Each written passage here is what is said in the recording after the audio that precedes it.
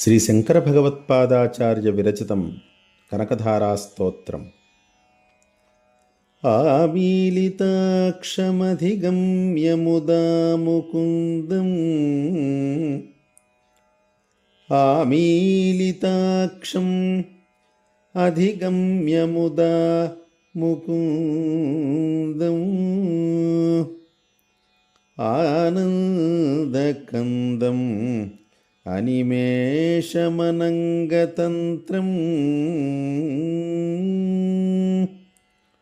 ఆకేకరస్థితకనీనిక పక్ష్మనేత్రం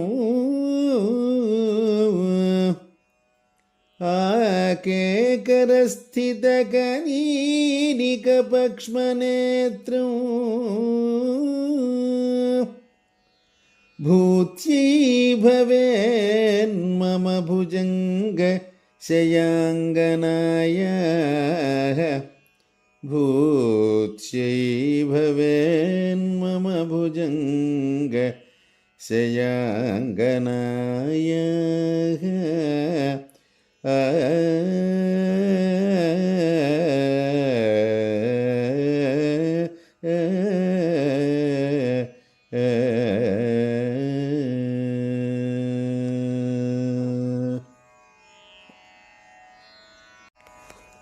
శ్రీ శంకర భగవత్పాదాచార్యుల వారు రచించినటువంటి కనకధారా స్తోత్రం అనే ఈ స్తోత్ర కావ్యంలో 4వ శ్లోకం ఇప్పుడు వివరించబడుతోంది. ఆనందమునకు మూలమైనది, కనురెప్పలు మూయనిది, శృంగార భావమునకు ఆధారమైనది, రతికేళికి సంసిద్ధుడైన శ్రీహరియందు నిలబడిన కనుగ్రుడ్డు కనురెప్పలు గల ఆ శేషశయనుని ప్రియురాలైన శ్రీదేవి యొక్క ఆ చూపు ఆనంద పారవస్యంతో కన్నులను మూసుకున్న ముకుందుని పొంది నాకు సమస్త సంపదలను కలిగించుగాక అని. అమ్మవారి యొక్క చూపు ఈ శ్లోకంలో ఒక అద్భుతమైనటువంటి శృంగార రస ప్రధానంగా వర్ణించబడుతోంది. ఆ చూపుకి 3 విశేషణాలు వేశారు. అవి ఏమిటంటే ఆనందకందం, అనిమేషం, అనంగతంత్రం అని. ఆనందకందం అంటే ఆనందమునకు మూలమైనటువంటిది.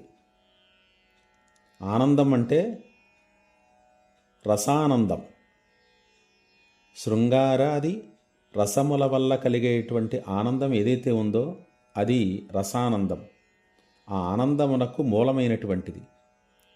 అనిమేషం, ఎప్పుడూ కన్నురెప్పల్ని మూయకుండా అలాగే తెరిచి ఉండేది. అనంగతంత్రం, శృంగార భావమునకు ఆలవాలమైనటువంటిది. అటువంటి చూపు అమ్మవారిది. అంతేకాకుండా ఆకేకరస్థిత కనీనిక పక్ష్మనేత్రం, శృంగార రససిద్ధికి సంసిద్ధుడైనటువంటి ఆ మహావిష్ణువునందు నిలబెట్టినటువంటి చూపు గలది. కనీనిక అంటే కనుగ్రుడ్డు, పక్ష్మ అంటే కనురెప్పలు. అటువంటి ఆ మహావిష్ణువు యందు నిలబెట్టిన కనుగ్రుడ్డు కనురెప్పలు కలిగినటువంటి ఆ చూపు ఏం చేస్తోంది అనంటే ముదా ఆమీలితాక్షం ముకుందం అధిగమ్య, ఆనందంతో ఆనంద పారవస్యంతో కన్నులు మూసుకున్నటువంటి ఆ ముకుందుని పొంది, ఎప్పుడైతే శృంగార భావనతో అమ్మవారి యొక్క చూపు విష్ణువు వైపు ప్రసరించిందో అప్పుడు విష్ణువు ఆనంద పారవస్యంతో కన్నులు మూసుకున్నాడు. అలా కన్నులు మూసుకున్నటువంటి ఆ మహావిష్ణువు యందు ఆ చూపు నిలబడిపోయింది. అలాంటి చూపు మాకు సకల సంపదలను ఇచ్చుగాక అని ఈ శ్లోకం యొక్క తాత్పర్యం. బాహ్వంతరే మధుజితశ్రితకౌస్తుభేయ हारावळीव हरिनीलमयी विभाति కామప్రదా భగవతోపి కటాక్షమాలా కళ్యాణమావహతు మే కమలాలయాయ.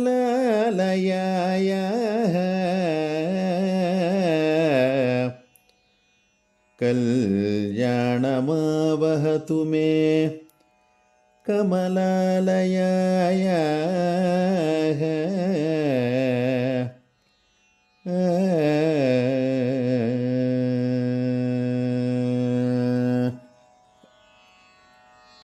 శ్రీ శంకర భగవత్పాదాచార్యుల వారు రచించినటువంటి కనకధారా స్తోత్రం అనే స్తోత్ర కావ్యంలో ఇప్పుడు 5వ శ్లోకం వివరించబడుతోంది. ఆశ్రయించిన కౌస్తుభమణి గల ఆ మహావిష్ణువు యొక్క వక్షస్థలమునందు మహాలక్ష్మీదేవి యొక్క ఏ క్రీగంటి చూపుల మాల అయితే ఇంద్రనీల మణిమయమైన హారము వలె గోచరిస్తున్నదో, భగవంతుడైనప్పటికీ ఆ మహావిష్ణువు యొక్క అభీష్టమును నెరవేర్చగల ఆ మహాలక్ష్మీదేవి యొక్క చూపుల మాల నాకు సకల మంగళములను కలిగించుగాక అని ఈ శ్లోకం యొక్క తాత్పర్యం. శ్రితకౌస్తుభే మధుచితః బాహ్వంతరే అన్నారు. మధుచితః బాహ్వంతరే ఆ మహావిష్ణువు యొక్క వక్షస్థలమునందు కౌస్తుభమణి ఒకటి ప్రకాశిస్తోంది.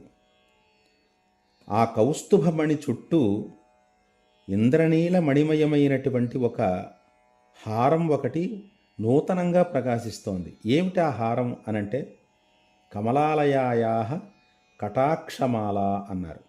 ఆ మహాలక్ష్మీదేవి యొక్క క్రీగంటి చూపులు అనేటువంటి ఒక మాల, అది వక్షస్థలం పైన ఇంద్రనీలమయీ హారావళీవ విభాతి, ఇంద్రనీలమణులతో కూడినటువంటి ఒక హారంలాగా అది గోచరిస్తోందిట.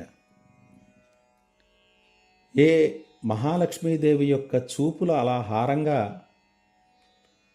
ప్రసరిస్తున్నాయో దానివల్ల ఆ మహావిష్ణువు యొక్క అభీష్టం నెరవేరుతోంది. ఏమిటా అభీష్టం అనంటే ప్రకృతి పురుషుణ్ణి పొందాలి అని, పురుషుడు ప్రకృతిని పొందాలి అని. దీనినే ఒక చోట అంటారు పరస్పర తపస్సంపత్ ఫలాయుత పరస్పరవు అంటారు. ఇద్దరూ తపస్సు చేస్తుంటారు, ప్రకృతి పురుషులు ఇద్దరూ తపస్సు చేస్తుంటారు. ఆ తపస్సుకు ఫలం ఏమిటి అనంటే ప్రకృతికి పురుష సాక్షాత్కారం ఫలం, పురుషునికి ప్రకృతి సాక్షాత్కారం ఫలం. ఈ విధంగా అమ్మవారి యొక్క చూపులు ఎప్పుడైతే ఆ హరి వక్షస్థలం మీద ఇంద్రనీల మణిమయములైనటువంటి హారంగా అవి ఆ చూపులు ఏర్పడ్డాయో అప్పుడు ఆ మహావిష్ణువు యొక్క అభీష్టం నెరవేరింది.